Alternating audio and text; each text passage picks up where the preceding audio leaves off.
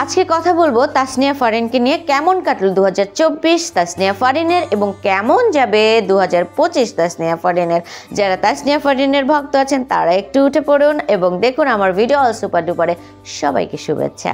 প্রিয় দর্শক, প্রিয় বন্ধুরা, তাসনিয়া ফারিন বলেছেন তার 2024 দুর্দান্ত কেটেছে, কারণ তিনি 2024-এ বেশ কিছু কাজ করেছেন। তার মধ্যে তিনি খুব এনজয় করেছেন তার গাওয়া গানটি এবং নাচ তিনি খুবই এনজয় করেছেন, কারণ দুটো জিনিসই, নাচ এবং গান, এই দুটোর বাইরে ছিলেন। তিনি নাচেও শিক্ষা নিয়েছেন, গানেও শিক্ষা নিয়েছেন, কিন্তু তিনি অভিনয়ে এখন প্রফেশনালি অভিনয়টা করছেন। তো যার কারণে তিনি গান এবং নাচ খুবই মিস করেন, যেটা এই 2024-এ তিনি করতে পেরেছেন এবং খুব হিট হয়েছেন। যদিও তার ছোট পোশাক নাচ নিয়ে একটু বিভিন্ন কথাবার্তা হয়েছে, নেটিজেনরা নানা কিছু বলছে, কিন্তু তবুও তিনি সেগুলো ছাপিয়ে মনে করেন যে তিনি এই দুটো কাজই করতে পেরেছেন। তো তিনি খুব হ্যাপি এবং আরও বড় একটি ব্যাপার সেটি বলেছেন যে আমি আসলে সংসার করছি, বিয়ে করছি। তো সাংসারিক জীবনও আমি দারুণভাবে উপভোগ করেছি 2024 সালে এবং আমার খুব ভালো লাগছে।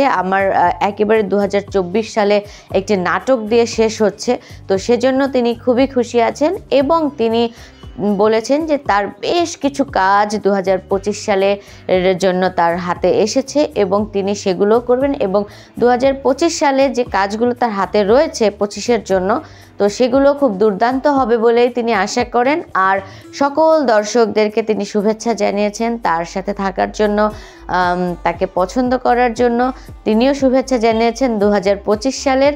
তো তাসনিয়া ফারিনের জন্য শুভকামনা আমাদেরও। সবাই ভালো থাকবেন, সুস্থ থাকবেন আর অবশ্যই অল সুপার ডুপারের সঙ্গেই থাকবেন।